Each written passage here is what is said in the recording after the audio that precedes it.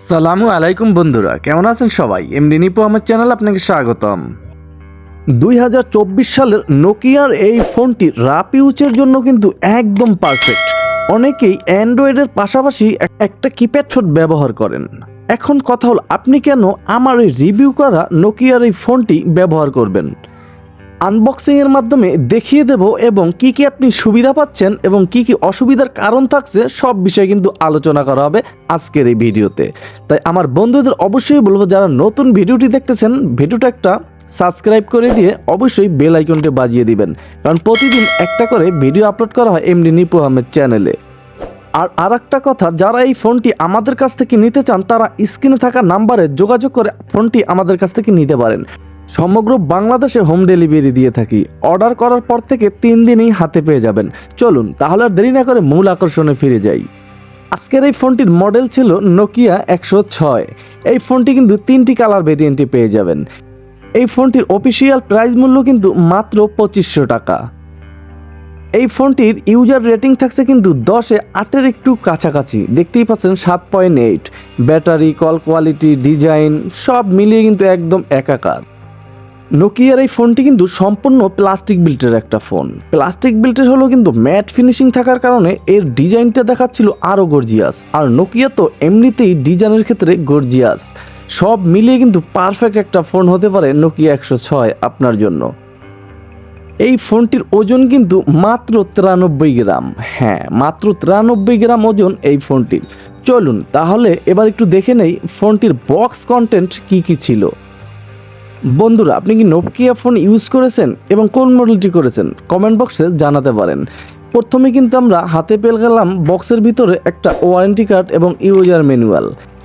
ফোনটিতে পাচ্ছেন 1 বছরের নিশ্চয়তা, মানে 1 বছরের ওয়ারেন্টি। এবং এই ফোনটিতে কিন্তু থাকছে একটা চার্জারের কোয়ালিটিটার কি বলবো, মোটামুটি দুর্দান্ত ছিল। নোকিয়াই হয়ে থাকে। এবং এর কেবেলটাও পাবেন কিন্তু তুখর বড়, অনেক বড়, যা আপনাকে টেনশনই করতে হবে না। এবং চার্জারটারও 6 মাসের একটা ওয়ারেন্টি কিন্তু অনায়াসেই পাবেন। অনেকেই কিন্তু চার্জার কেটে গেলে ফেলে দিয়ে নতুন কেনে, সেটা কিন্তু আপনাদের ভুল। যাই হোক, এর যে ব্যাটারিটা ছিল এটা কিন্তু 1000 মিলিঅ্যাম্পিয়ারের একটা ব্যাটারি। 1000 মিলিঅ্যাম্পিয়ার হলো কোম্পানি এখানে বলেছে যে টানা 12 ঘন্টা আপনি কথা বলতে পারবেন এই ব্যাটারি দিয়ে। এবং এই ব্যাটারিটা দিয়ে আপনাকে ফুল চার্জ করতে হয়, তাহলে 1 ঘন্টা 30 মিনিটের মতো চার্জ দিতে হবে। আপনি একটু অল্প আকারে কথা বললে কিন্তু এই ফোনটি 2 থেকে 3 দিনও চার্জ নেওয়া সম্ভব। তাছাড়া এই ব্যাটারিটাও কিন্তু পাবেন 1 বছরের নিশ্চয়তা, মানে 1 বছরের একটা ওয়ারেন্টি। এখন আমরা একটু দেখে নেব যে ফোনটির, নোকিয়া তো বডিতে অনেক বিখ্যাত, আমরা সবাই জানি। এখন এটার বডিটা কেমন করা হয়েছে। রেয়ার প্যানেলটা ওপেন করার পরপরই কিন্তু আমরা পেয়ে গেলাম যে ফোনটির এন্টেনা। এই ফোনটির এন্টেনা কিন্তু অনেক শক্ত এবং পোক্তভাবেই আটকানো আছে। যাই হোক, প্রথমে কিন্তু একটা এইচডি কার্ড স্লট দেখতে পেলাম, যেখানে 32 জিবি এইচডি কার্ড ইউজ করতে পারবেন। তাছাড়া দুটো স্ট্যান্ডার্ড কার্ড সিম স্লট দেখতে পেলাম, সেখানে দুটো বড় বড় সিম ইউজ করতে পারবেন। এবং এই ফোনটিতে কিন্তু থাকছে না কোনো ক্যামেরা না থাকলেও কিন্তু ফোনটির যে বডিটা, এটা কিন্তু নোকিয়া বরাবর এই ফোনের বডি নিয়ে অনেক বিখ্যাত। তার ধারাবাহিকতা কিন্তু বজায় রেখেছে নোকিয়া 106 ফোনটিতেও। দেখতেই পাচ্ছেন অনেক স্ট্রং ছিল এই ফোনের বডিটাও। সব মিলিয়ে বলবো একদম পারফেক্টই ছিল। এবং এই ফোনটির একদম যে রেয়ার প্যানেলটাও মোটামুটি গ্লসি টাইপ ছিল, কারণ এটা একটা ম্যাট ফিনিশিং দেওয়া আছে। উপরে একটা খাসকাটা আবরণ থাকার কারণে কিন্তু ফোনটিতে আপনি ক্রাচ ধরবে না, তার মানে আপনি একদম রাফ ইউজ করতে পারবেন এই ফোনটি। তাছাড়া ফোনটিতে কিন্তু থাকছে ভাই 1.8 ইঞ্চ একটা ডিসপ্লে, যার রেজুলেশন থাকছে 120x160 পিক্সেল। এবং ডিসপ্লের ফিচার্স থাকছে 65K কালার্স। ফোনটি আপনি 3টি ভাষায় ইউজ করতে পারবেন, বাংলা, ইংলিশ, অটোমেটিক দেওয়া আছে। তাছাড়া এই ফোনটিতে কিন্তু 2000 কন্ট্যাক্ট নাম্বার সেভ করতে পারবেন। এবং অটো কল রেকর্ড আছে, MP3 player, SMS, games, 500 message capacity আছে কিন্তু এই ছোট্ট ফোনটিতে রয়েছে ফিচারে ভরপুর, যেমন 10টা প্লাস কিন্তু গেমস আছে, আপনার অবসর সময় গেমস খেলেও কাটাতে পারবেন। তাছাড়া ফোনটিতে কিন্তু FM রেডিও আছে, আপনি কিন্তু FM রেডিও শুনতে পারেন হেডফোনবিহীন। এবং এই ফোনটিতে কিন্তু থাকছে ভাইব্রেশন। তাছাড়া ফোনটির টস, রিংটোন অবশ্যই কিন্তু শোনাবো। ধৈর্য সহকারে ভিডিওটি দেখার অনুরোধ রইল। তাছাড়া ফোনটিতে মেমোরি হিসেবে কিন্তু থাকছে 128 MB র্যাম এবং রম থাকছে 48 MB। এবং এই ফোনটিতে কিন্তু আপনি প্রাইমারি ক্যামেরাও পাচ্ছেন না বা সেলফি ক্যামেরাও পাচ্ছেন না।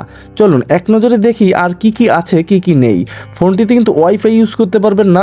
ফোনটিতে কিন্তু ইউএসবি চার্জিং পোর্ট থাকছে এবং থাকছে 3.5 একটা হেডফোন জ্যাক। তাছাড়া এখানে কিন্তু ব্রাউজার থাকছে HTML5। ফোনটিতে কিন্তু এক্সট্রা ফিচার হিসেবে পাচ্ছেন SMS, MP3 প্লেয়ার এবং থাকছে কিন্তু ফোন বুক, কল রেকর্ডস এবং ফ্ল্যাশ লাইট। ফোনটিতে আর কি কি থাকছে সেক্ষেত্রে অবশ্যই কথা বলবো। তার আগে আমরা একটু দেখে নেব যে এই ফোনটির রিংটোন কেমন ছিল এবং কয়টা রিংটোন আপনি পাবেন। আপনি কিন্তু এইচডি কার্ড থেকেও রিংটোন ইউজ করতে পারবেন। তার আগে ফোনে কি রিংটোন ছিল সেটা একটু দেখে নেওয়া যাক।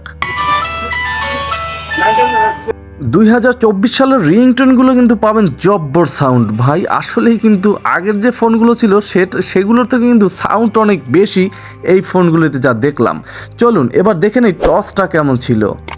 দেখতেই পাচ্ছেন যে এই ফোনটি টসটা ছোট হলেও কিন্তু ভাই আলো দিচ্ছিল চমৎকার, যেটা আপনাকে রাতের অন্ধকারে চলতে করবে অনেক সাহায্য। এক্সট্রা টসের আর প্রয়োজন হবে না এই ফোনটি দিয়ে।